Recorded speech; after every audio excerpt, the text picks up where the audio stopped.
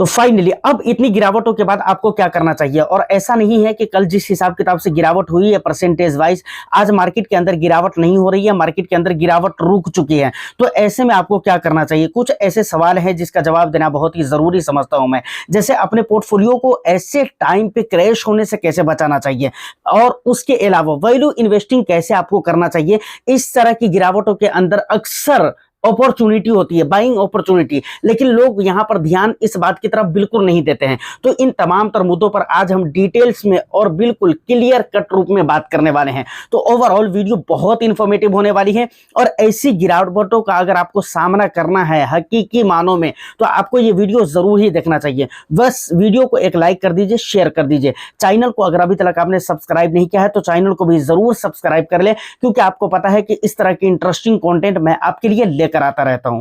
अब सबसे पहले हम शुरुआत करना चाहेंगे कि ऐसी गिरावटों के अंदर क्या करना चाहिए। तो फर्स्ट ऑफ ऑल, तमाम चीजों से पहले सबसे पहली चीज जो है वो आपको यह करना चाहिए कि डरना नहीं चाहिए, पैनिक नहीं करना चाहिए। देखिए अक्सर क्या होता है ना कि हम डर कर मार्केट से निकल जाते हैं, जबकि ये सबसे बड़ी गलती होती है। इन्वेस्टिंग लाइफ की सबसे बड़ी गलती जो होती है, इन्वेस्टिंग जर्नी की जो सबसे बड़ी गलती होती है, वो यही होती है कि अक्सर हम गिरावटों के टाइम पे पैनिक करने लगते हैं, वहां पर हम डरने लगते हैं। और बहुत सारे निवेशक ऐसे हैं जो सिर्फ डर की वजह से, सिर्फ इस डर से कि भाई और भी ज्यादा लॉस ना हो जाए, इस डर से वो अपने पैसे को निकाल लेते हैं, पैनिक करने लगते हैं, जो कि आपको नहीं करना चाहिए। इसके अलावा आपको ये चीज यहां पर ध्यान देना बहुत ही जरूरी है गिरावटों के टाइम पर, कि क्या मुझे खरीदना चाहिए और क्या बेचना चाहिए, क्या होल्ड करना चाहिए। समझ रहे हैं कि नहीं। आप अपनी पोर्टफोलियो में गौर करिए कि आपको वहां पर क्या खरीदारी की जरूरत है। जैसे अगर आप देखें कि मैक्सिमम जगह पे गिरावट हो रही करके डेट में, अगर मैं आपको बताऊं तो स्मॉल कैप और मिड कैप के अंदर मैक्स टू मैक्स गिरावट हुई है, ज्यादातर गिरावट हुई है।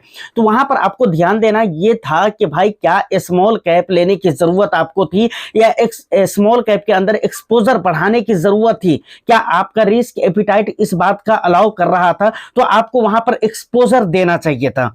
समझ रहे हैं ना। या फिर आपको ऐसा भी आइडिया हो चुका होगा कि अगर आपने ज्यादातर एक्सपोजर स्मॉल कैप और मिड कैप का लेकर रखा हुआ है, तो ऐसे समय में आपको पता चल चुका होगा कि भाई इससे ज्यादा रिस्क हम बर्दाश्त नहीं कर सकते हैं। तो ऐसे समय में आपको क्या करना चाहिए था, वहां से एक्सपोजर कम करना चाहिए था।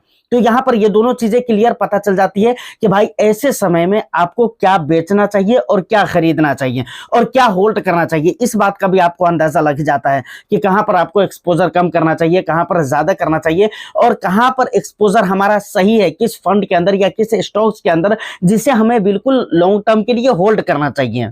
अब देखिए यहां पर एक बात मैंने अभी बोला था ना कि गिरावटों के अंदर अक्सर जो है ना बाइंग अपॉर्चुनिटी होती है, लेकिन यहां पर लोग उल्टा समझते हैं, उल्टा वे में ले जाते हैं। ठीक है ना। जब भी मार्केट के अंदर भारी गिरावट हो रही है तो वहां पर लोग पैनिक करने लगते हैं और वो अपने पैसे को निकाल लेते हैं, जबकि आपको ये समझना चाहिए कहां पर खरीदना है, कहां पर होल्ड करना है और कहां पर सेल करना है। उसको ध्यान में रखते हुए अगर आपको मौका मिल रहा है, कहीं पर मानकर चलिए अगर आपको बाइंग करनी है और मौका मिल रहा है, तो वहां पर एक अवसर होती है खरीदारी करने की।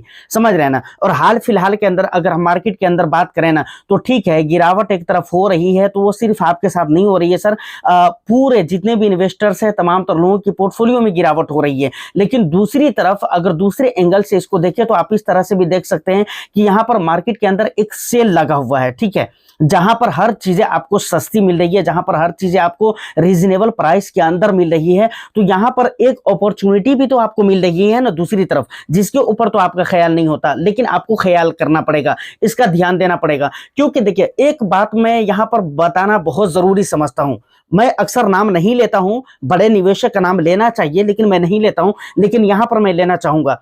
जैसे राकेश झुनझुनवाला हो गया या वॉरेन बफेट सर हो गए, इस तरह के जो बड़े बड़े निवेशक हैं, क्या लगता है आपको जब इन्होंने बहुत ज्यादा पैसे बनाए थे मार्केट के अंदर, तो क्या इनको इस समय और इस तरह के समय को फेस नहीं करना पड़ा होगा? क्या लगता है इनके जीवन में इस तरह का समय नहीं आया होगा? बहुत मर्तबा आया होगा। जब इनके हिस्ट्री को पढ़ेंगे, जब इनके लाइफ को आप देखेंगे, जब इनके इन्वेस्टमेंट जर्नी को आप जब देखेंगे और अध्ययन करेंगे, तो आपको पता चलेगा कि बहुत ऐसा टाइम आया था जहां पर इनको निकल जाना चाहिए था हमारे और आपके मुताबिक, और छोटे मोटे रिटेल इन्वेस्टर्स के मुताबिक तो उनको निकल जाना चाहिए था, लेकिन उन्होंने नहीं निकला। और तभी जाकर आज हम ये कहते हैं कि भाई राकेश झुनझुनवाला या वॉरेन बफेट सर, हम नाम लेते हैं। क्यों लेते हैं? क्योंकि उन्होंने ऐसे समय पर बंद कर रहा है आपको एक चीज ध्यान यहां पर देना बहुत ही जरूरी होता है। अक्सर जब गिरावट होने लगती है मार्केट के अंदर, तो वहां पर आपको एक चीज का ध्यान देना बहुत ही जरूरी है, और वो क्या है पता है? क्वालिटी स्टॉक्स तलाश करना। समझ रहे हैं मैं क्या बोल रहा हूं? क्वालिटी स्टॉक तलाश करना ये बहुत जरूरी चीज है।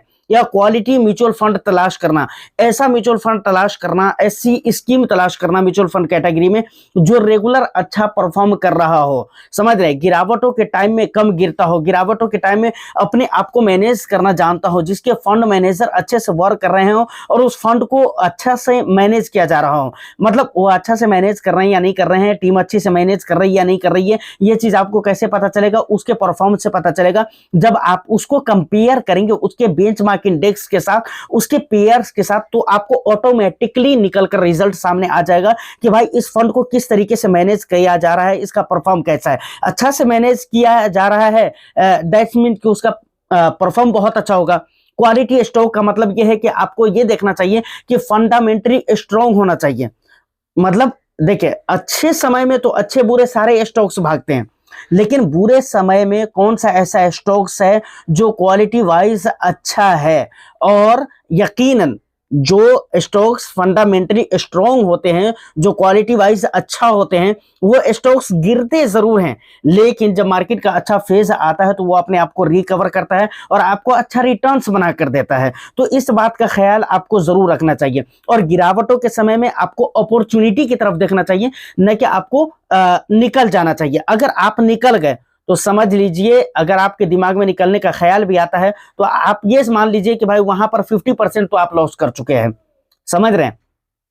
क्योंकि कुछ पैसे होंगे जो आपके चले जाएंगे गिरावटों के चक्कर में, गिरावट खा जाएगी आपके पैसे को, और कुछ पैसे एग्जिट लोग वगैरह के तौर पे चले जाएंगे। समझ रहे हैं कि नहीं? एक्सपेंस वगैरह के तौर पे चले जाएंगे। तो ये सारी बातें जिसको आपको ध्यान में रखना चाहिए।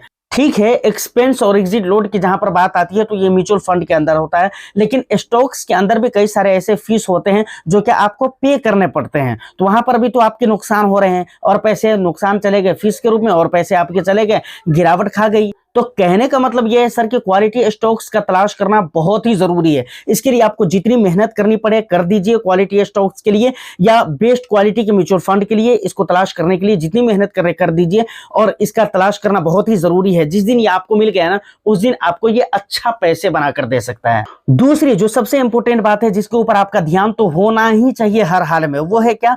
Value investing strategy. समझ रहे हैं? वैल्यू इन्वेस्टिंग स्ट्रैटेजी को आपको अपनाना चाहिए। मतलब आपका फोकस ऐसे स्टॉक्स के ऊपर होना चाहिए या ऐसे म्यूचुअल फंड के ऊपर होना चाहिए, जो मैं अभी पीछे बात कर रहा था, जो फंडामेंटली स्ट्रांग हो, लेकिन किसी रीजन से, किसी कारण से, हो सकता है मार्केट के रीजन से, हो सकता है शॉर्ट टर्म में गवर्नमेंट इशू की वजह से, या हो सकता है सेक्टर इशू की वजह से, या किसी और भी दूसरे कारण से वो सस्ता पड़ गया हो।